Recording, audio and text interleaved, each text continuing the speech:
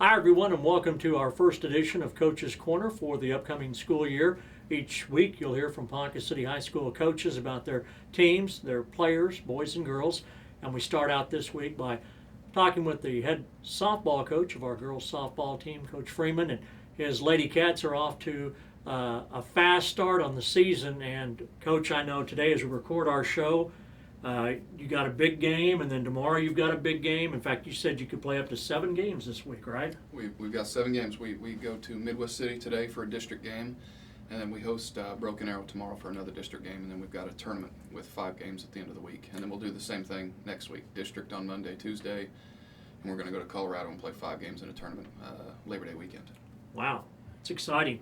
The season's off to a start and a close loss in your opening game. Talk a bit about that.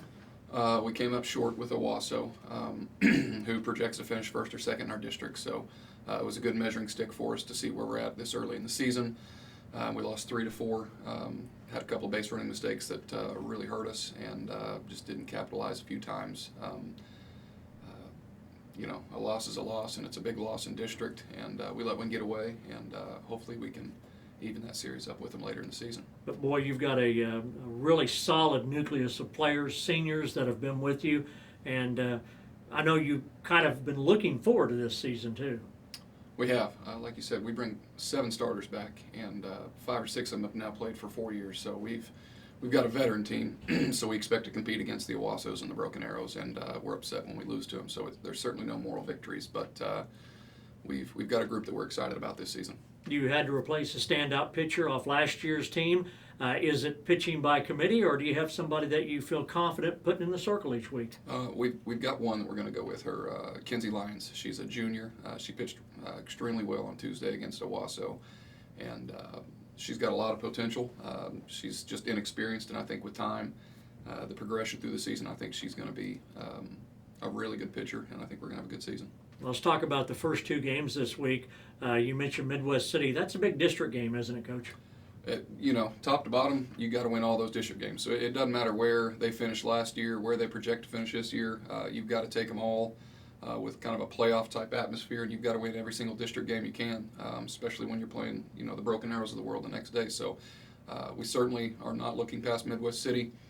They're a team that struggled last year. We don't know much about them this year, but we need to go down there and take care of business, get a win, even up our district record at 1-1, and then roll it out there and see how we do against Broken Arrow tomorrow. Well, Broken Arrow and girls softball, it's synonymous with championships. Are they as good this year? And have you closed the gap on them, Coach?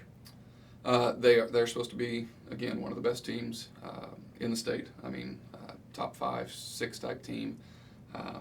And I'd like to think we've closed the gap. I know last season we were able to beat Jinx Union and Owasso. The only one we didn't knock off was Broken Arrow, and that's, to me, again, that's what we're shooting for, is to be as good as those Big 4 schools in Tulsa.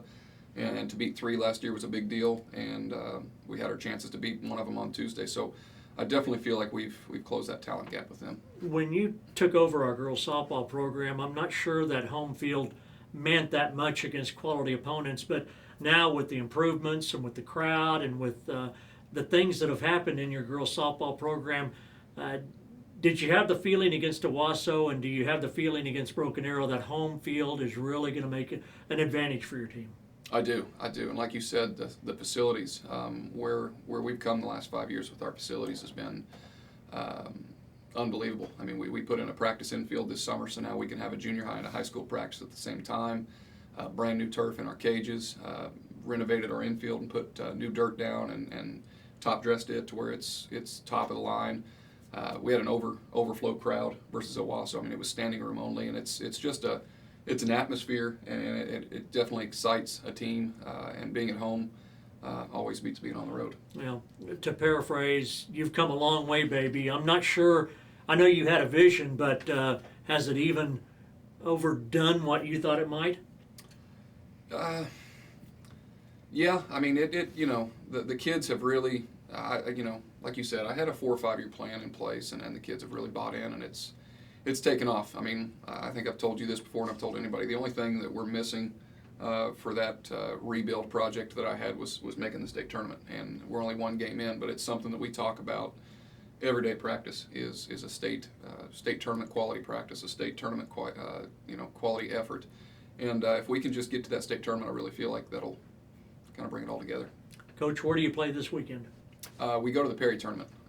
It's a mix of 3A, 4As, 5A, 6As. It's a very competitive tournament. We usually get matched up with Perry and Edmond Memorial and teams like that in our bracket. I'm still waiting on the bracket to be released. Last year we were able to win this tournament, went 6-0 in the tournament, so that was definitely exciting for us. So we're looking to go back and defend our title this weekend. Now, in case we don't get a chance to talk to you next week, tell me about the trip to Colorado that you'll be taking over the Labor Day weekend. We are going to Castle Rock, Colorado. It's a suburb just south and west of Denver.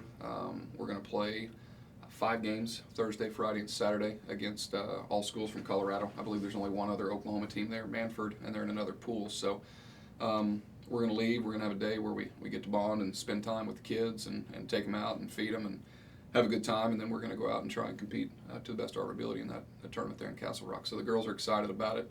We're trying to keep it in focus. I mean, it is going to be fun, but it's a business trip, and we're going out there to compete and to win games and improve as a softball program. Well, these type of trips don't happen, I know, unless you have great parents and great support from your booster club, and I'm sure all of that combined made this trip happen.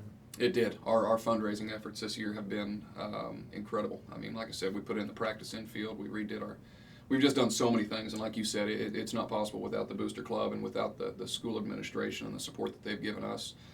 Coach Walker and Dr. Pennington downtown. It's really been a team effort, and we've gotten this program and the facilities to me up to par with the rest of our 6A opponents.